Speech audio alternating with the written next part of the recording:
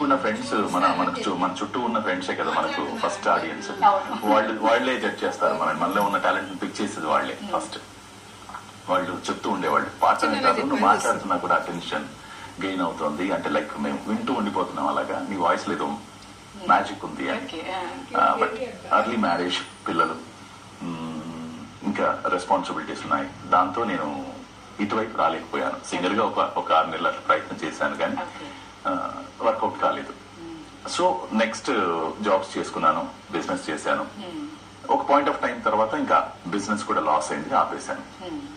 అప్పుడు dubbing artist గా ఎందుకు ట్రై చేయకూడదు అని ఒక ప్రయత్నం స్టార్ట్ చేశానండి.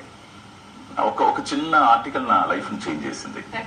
లైక్ ఈనాడు పేపర్ లో వచ్చిన నగరంలో ఈనాడు అనే ఒక చిన్న కాలం ఉంటుంది. అందులో అంటే ఈ రోజు సిటీలో ఎక్కడెక్కడ ఏమేమి జరుగుతున్నాయి, పలానా ఆడిటోరియంలో ఇది జరుగుతుంది, పలానా త్యాగరాయ గాన సభలో ఇది జరుగుతుంది అని చిన్నగా ఒక చిన్న దాంట్లో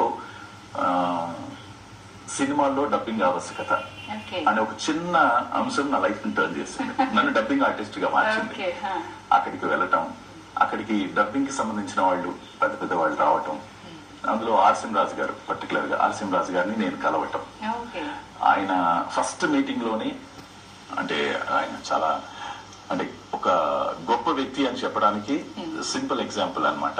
ఫస్ట్ మీట్ అయ్యి ఆయనతో ఒక 2 మాటలు మాట్లాడగానే మీ వాయిస్ బాగుందమ్మా అని అలా పలకరించారు. ఆయన నంబర్ తీసుకోవటం, నేను ఆయనతో రెగ్యులర్ గా టచ్ లో ఉండటం, నేను చెప్పటం నాకు ఇంట్రెస్ట్ ఉందండి డబ్బింగ్ వైపు రావాలనుకుంటున్నాను. ఒక పాయింట్ ఆఫ్ టైం